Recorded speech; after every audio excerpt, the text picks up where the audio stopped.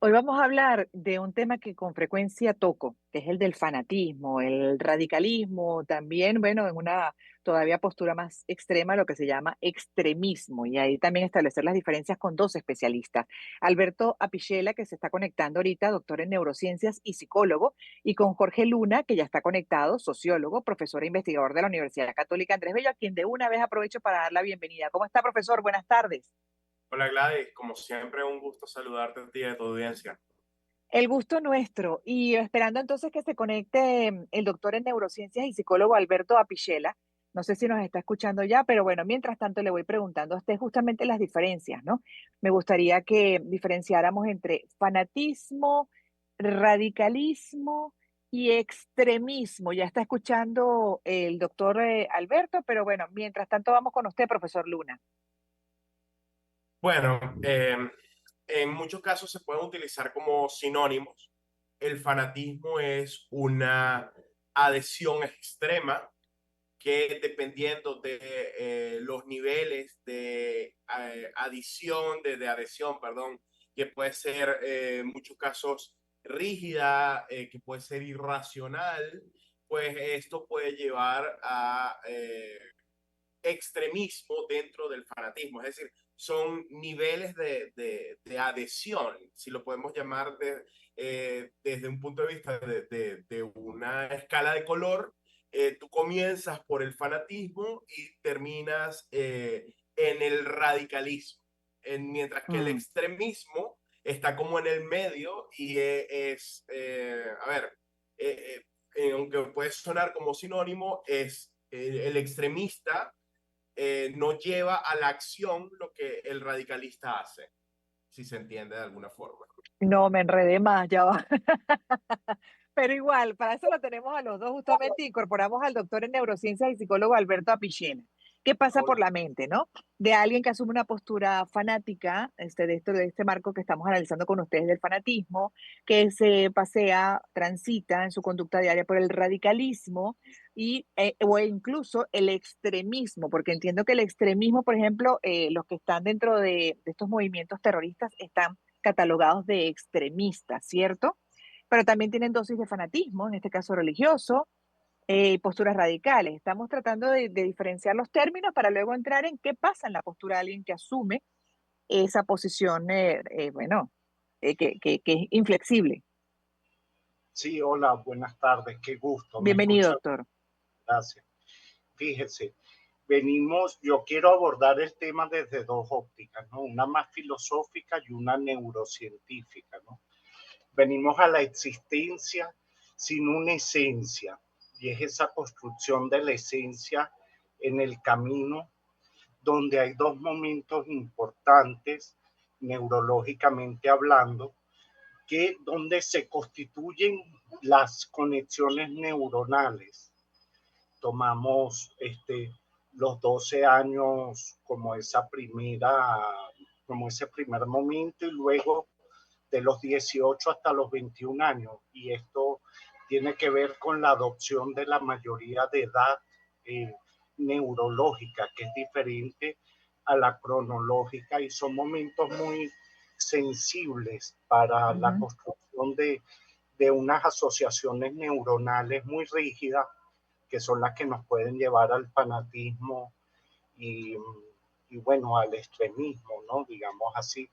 Ujú. Nosotros lo vemos en casos de TEA, de personas con autismo, que usted sabe que toman a lo mejor un interés por las matemáticas, por los dinosaurios, por contar cosas, un interés exacerbado en algo, y es producto de una hiperconectividad de ciertas áreas neuronales en este, en nuestra zona neuronal por defecto, en el circuito neuronal por defecto, que es el que nos define quiénes somos, ¿no? Quiénes somos, qué nos interesa, qué nos gusta, cómo nos vemos, ¿no? Entonces, ese tema de encontrar nuestra esencia, porque no nacemos con una esencia, sino todo sería más fácil, es esa construcción social y neuronal en los Claro. juegos culturales, los juegos del lenguaje, de nuestras creencias y de nuestros deseos.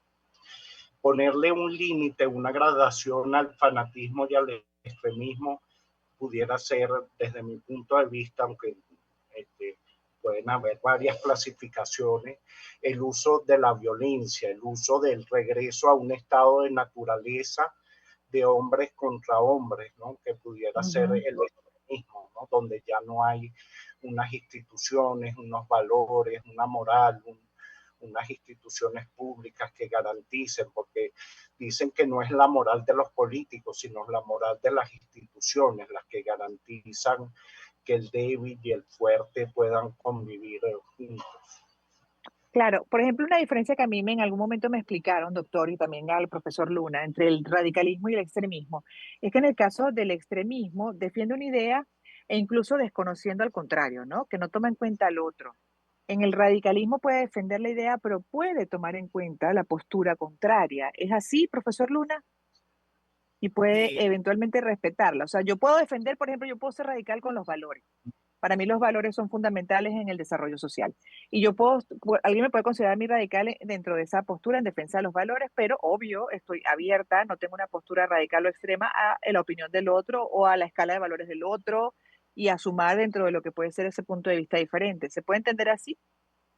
sí, lo que pasa es que son áreas de grises complicadas, pero Ya. vamos a quizás definirlo, sea más fácil por sus motivaciones, porque el fanático es muy emocional y muy irracional, mientras que el radical es muy ideológico y el extremismo es, además de ideológico, muy irracional. Entonces, el fanático es intolerante a lo que es diferente. El radicalista o el radical eh, no es tan intolerante, admite un tanto de diálogo porque reconoce que hay algo del otro lado, mientras que el extremista es totalmente intolerante y busca que el otro no exista, que era lo que Ujú. trataba de explicar en algún momento. Entiendo, entiendo. Entonces ahí volviendo a ese punto, ¿no? De tener clara la diferencia, pero al igual, o sea, las dos son extremas, o sea, son posturas radicales muchas veces inflexibles ante lo que puede ser la opinión contraria, ¿no? Suele evidenciar una mente bastante, no sé si el término es cerrada, si ese término sería justo, pero bastante encasillada en la idea y no se da permiso quizás de sumar otras que puedan alimentar incluso una visión más amplia. Doctor, entonces ahí la pregunta, de acuerdo a lo que acaba de explicar y cómo se va configurando el cerebro y ese nivel de creencias, nuestra identidad, personalidad y reacción ante el mundo, en el caso de estas personas que ya desarrollaron ese tipo de pensamiento, ¿qué tan difícil o qué tan fácil es que se puedan abrir en el tiempo, que puedan flexibilizar esa postura y que, bueno, que en algún momento incluso, pues ya hasta evidencien algún tipo de reflexión y de reinterpretación de lo que es el concepto de radicalismo y del extremismo e incluso sus consecuencias negativas? ¿Cómo lo ve? Sí, no, factible por temas de neurogénesis, neuroplasticidad, pero seguramente tienen que cambiar las variables del ambiente, las variables de la cultura, de la comunidad, del nicho lingüístico, cultural donde pertenece esta persona. Obviamente tiene que haber cambios en el setting ambiental de este sujeto para que venga este proceso de neurogénesis, neuroplasticidad que lo pueda llevar a cierta flexibilidad, ¿no? La flexibilidad es lo que genera la neurogénesis, la neuroplasticidad, que se crean nuevas conexiones neuronales que permitan flexibilizar el pensamiento, evitar que sea reiterativo, evitar que sea rumiante, bueno, y otras Mm, condiciones neuropsicológicas que ahí intervienen, ¿no? También el tema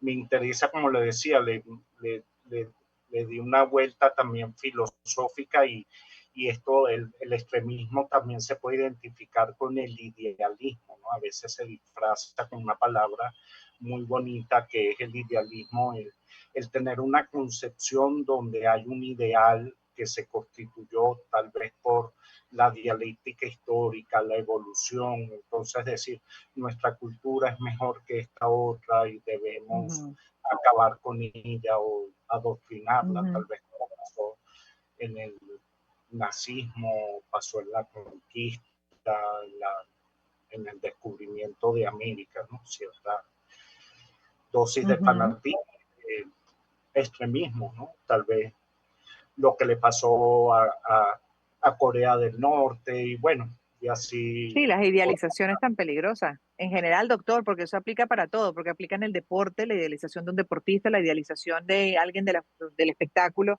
la idealización de un político o una corriente política, en fin, en lo religioso. Y ahí también la pregunta para usted, antes de pasar al profesor Luna, si el que es fanático tiene esa postura, por ejemplo, en lo político, también la tiene en el resto de las áreas que acabo de mencionar.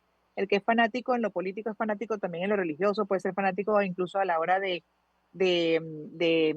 tener gusto deportivo, etcétera. ¿Cómo lo ve, doctor Apichela?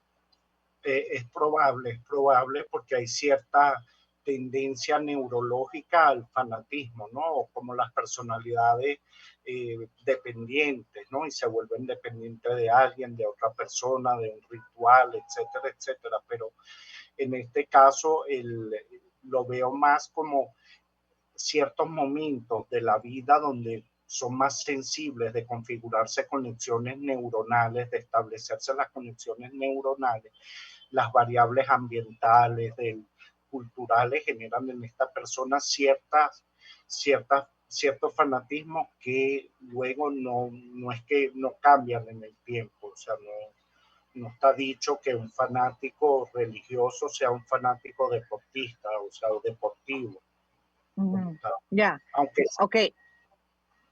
Se da mucho, sobre todo en ciertas áreas, ¿no? También, y ahí me gustaría la opinión del profesor Luna, que uno ve como todavía más esa postura radical o fanática o incluso extrema, por ejemplo, en la ideología o en el pensamiento religioso y también en lo político. ¿Cómo lo ve usted, profesor?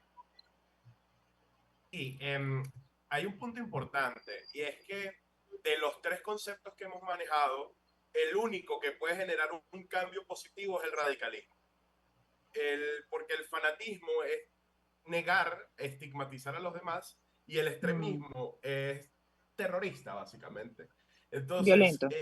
es violento, es netamente violento. Entonces, Mm, tenemos algunos ejemplos positivos en el mundo de radicalismo. Por ejemplo, el movimiento sufragista de las mujeres. Eso fue un movimiento que empezó, digamos, hasta cierto punto siendo violento, pero terminó con el derecho de la mujer a votar. mm, Entonces, al final, sí, hay momentos donde el radicalismo y áreas de la vida donde el radicalismo, el fanatismo y el extremismo se cruzan, pero bueno, el radicalismo también admite cosas positivas dentro de sus limitaciones. Y mm, para cerrar la idea, lo que sí es importante es diferenciar que sobre todo en el área ideológica y política, no necesariamente una persona tiene que ser fanático, radical o extremista para admitir que otras personas tengan sobre sí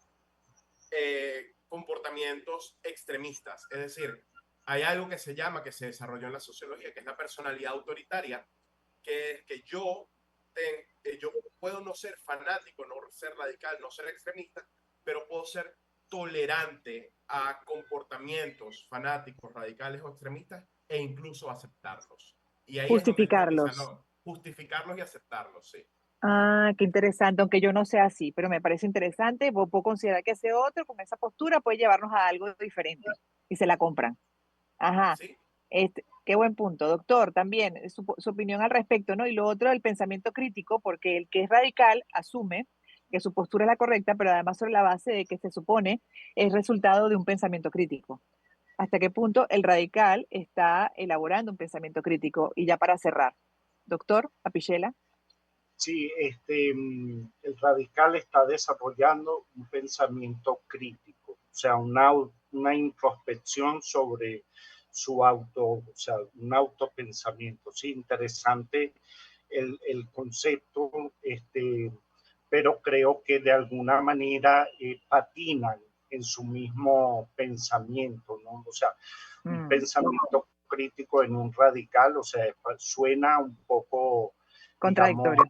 contradictorio, siendo si está criticando a lo mejor o está criticando al contrario. Es un tema de fuerza, un cambio paradigmático, la búsqueda de establecer un paradigma o desacreditar otro, que se da con la fuerza y no con la persuasión, ¿no? Entonces eso sería Y interesante también.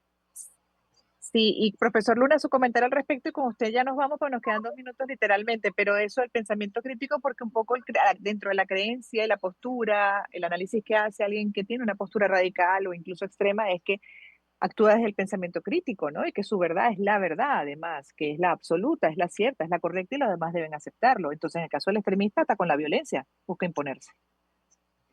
Y creo que yo cierro mi idea con el punto anterior. Yo no creo que el fanático ni el extremista, aunque piensen, y evidentemente el área del pensamiento no es mi experticia, ellos tengan su creencia, que ellos tienen pensamiento crítico, no creo que ni el fanatismo ni el extremista esté generando pensamiento crítico sobre nada sobre lo que es fanático o extremista. El radicalismo, como dije, tiene otras condiciones que han llevado a movimientos, por ejemplo, políticos que han logrado pues posicionarse positivamente, y quizás el radicalismo pudiese tener un poco más de pensamiento crítico y búsqueda de mejoras en condiciones sociales. Aún así, yo creo que en ninguno de los tres casos, porque son de extremos de una misma área, hay un pensamiento crítico inclusivo de la comunidad. Claro, claro. Inclusivo, exactamente, de las opiniones distintas e incluso, bueno, siempre con el objetivo y el propósito de todavía tener una mejor parada, ¿no? Llegar a una mejor parada en la interpretación de las circunstancias de los hechos.